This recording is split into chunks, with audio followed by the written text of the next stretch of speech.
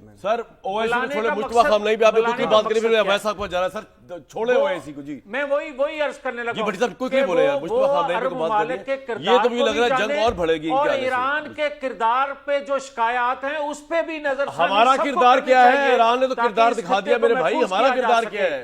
हम तो जफियां डाल रहे हैं इंपीरियलिस्ट पावर्स को। अच्छा, हमारा किरदार एक है हमारा। एक मिनट कामरान, हमारा 4 ममालिक, पाकिस्तान नहीं, पाकिस्तान के इर्द गिर्द मुसलमान ममालिक के लिए एक बेहतरीन किरदार अदा कर सकते हैं। वो तुर्की है, वो सऊदी अरब है, सर आपका पॉइंट आ गया। और 3 शख्सियत अभी तो इन सबको हमारी जरूरत है, इन सारे मुल्कों के नाम लिया आपने। प्रेसिडेंट वो हमारा आर्मी चीफ, एक सेकंड, वो हमारा आर्मी चीफ, मेरी बात सुन लें भाई एक सेकंड के लिए, खत्म कर रहा हूं। मेरे मुल्क का आर्मी चीफ, खत्म ही नहीं होना तुर्की इनका का प्रेसिडेंट और मेरा नवाज शरीफ जो है, ये 3 शख्सियात किरदार अदा करें तो पाकिस्तान नहीं इस खित्ते के हालात आर्मी चीफ और नवाज शरीफ साहब, तीसरे कौन? तुर्की का प्रेसिडेंट, तुर्की का और प्रेसिडेंट। सऊदी अरब, सऊदी अरब के तौर पे नहीं। जल्दी बोले भट्टी साहब, बोल भी पड़े यार, आप तो इतना ही बहुत रिकॉर्ड कर रहे हैं। बोले पहली बात तो ये है कि तुर्की के सदर साहब वो हैं जी, खैर से अल्हम्दुलिल्लाह, जिन्होंने ट्रंप साहब के साथ भी दोस्ती रखी और ईरान के साथ भी, इसराइल के साथ भी कारोबार भी कर रहे हैं और इसराइल की मुज़ामतें भी कर रहे हैं। तुर्की के सदर ये ठीक है। नवाज शरीफ साहब तो पहली फुर्सत में ये करें कि वो हमारी गाड़ियाँ वापस कर दें और अपनी ज़ाती गाड़ियाँ लेके प्रोटोकॉल करें। नवाज शरीफ साहब इस मुल्क में के अंदर जो सियासी अदम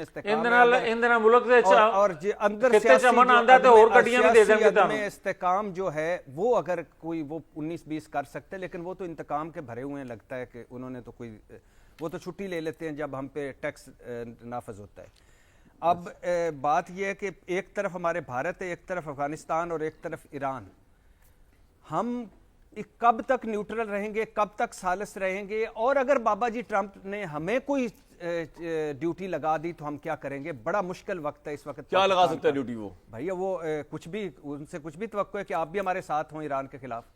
और अगर ईरान और सऊदी अरब का होता है तो फिर तीसरा है जो मुश्तबा खामनाई साहब। पहले तो ईरानी कौम को सलाम, क्या मज़ाहमत की है, क्या तारीख रकम की है, खुदा की कसम, ये हैं जिंदा कौम में। ये हमें भी सीखने की जरूरत है। हाँ, और एक हमारा मीनारे पाकिस्तान पे जलसा हुआ था सरकारी, और उस पे लोग देखें, और एक कल वो बम्बों के नीचे जलसा। ये लीडरों से प्यार होता है। और ऑन द फ्रंट लीड किया खामनाई साहब ने। कोई जाती घर नहीं, कोई एवन फील्ड नहीं, कोई जदादे नहीं, कोई पोशाकें नहीं, कोई तोशा खाना नहीं, कोई कुछ नहीं, और ऑन द फ्रंट लीड किया। इस वजह से नहीं कि अब मैं फैमिली समेत जद्दा चला जाऊं, अब मैं फैमिली समेत लंदन चला जाऊं, नहीं। सबसे पहले कहा कि मेरी कौम अगर खतरे में है तो मैं बंकर में क्यों जाऊं, और शहादत पेश की। ये है खामनाई साहब, इसलिए उनके वो बम्बों के नीचे खड़े थे। तो पहली बात ये है कि कमाल मज़ाहमत।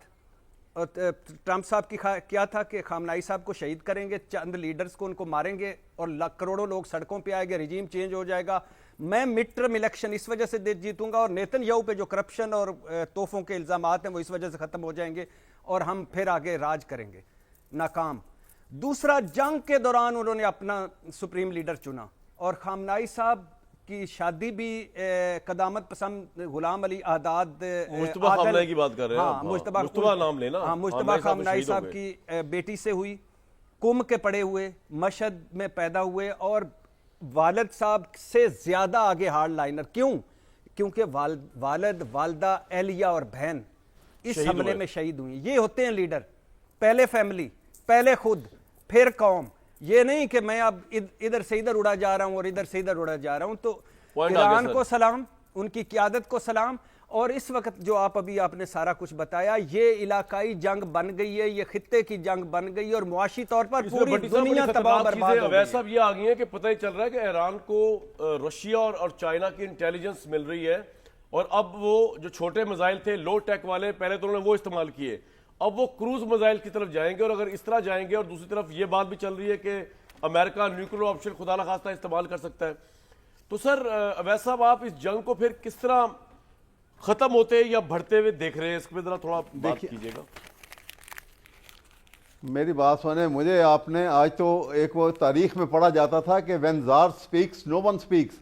मियाँ साहब को तो आपने इतना टाइम दिया है कि सारा प्रोग्राम आपका वो बेसरप बातों में गुजार दिया उन्होंने। Sir I am sorry. बात यह है कि जो इस वक्त करने वाली बात है, बल्कि मैं आपसे ये इजाज़त से आपसे जी अल्लामा इकबाल ने तेहरान के मतलब क्या खूबसूरत प्रोफेसी की थी, मैं वो शेर आपको सुनाना चाहता हूँ। जी जरूर।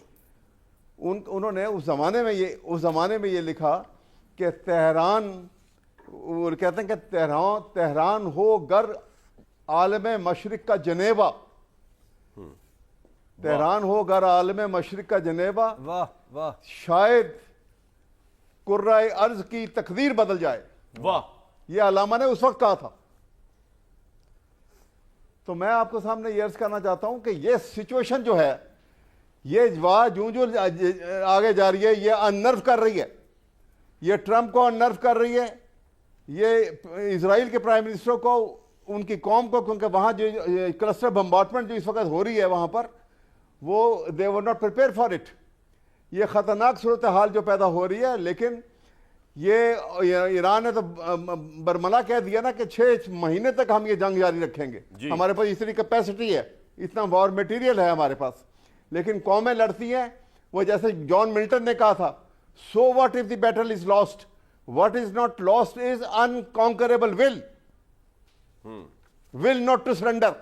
ये वो साबित किया इस कौम ने, और ये ज़रूरत है आज वक्त की, और ये पाकिस्तान के और मुसलमानों को ये फॉलो करना चाहिए सर, आपका ये पॉइंट खड़े आ होने गया के लिए। और इंशाअल्लाह ताला आगे हालात जो बनेंगे उसके अंदर, लेकिन हमारे यहाँ पे क्या सूरत हाल है, मैं इतना ही कहूँगा शहबाज शरीफ साहब से कि अपने दोनों बेटों को इतना ही आप हदायत कर दें कि वो जो IPP के जो यूनिट उनके पास है, जो बगैर यूनिट दिए हुए अरबों रुपए ले रहे हैं, वो कौम को वापस कर दें। इस मौके के ऊपर बड़ी तकलीफ में कौम, बिल्कुल आपका पॉइंट आ गया। बड़ी तकलीफ। और मैं हुकूमत से ये जानना चाहूंगा कि जिन्होंने अचानक जो स्कूल्स बंद करने का फैसला किया है, ये जिन स्कूल्स में एग्जाम्स हो रहे हैं वो क्या करेंगे? तो आपको पता भी सर पैर भी है, आपने जो फैसला किया किस बुनियाद पे किया, स्कूलों को आपने लिया? They are not concerned. Number 1। और मैं They are not concerned. हाँ, मैं They are not concerned with education. जी सर, मैं एक ब्रेक लेना चाहूंगा, और सरकारी तकरीबात मुअत्तल करने से, ये तवानाई का खर्चा बचाने से ये 55 रुपए वाली जस्टिफिकेशन नहीं होगी।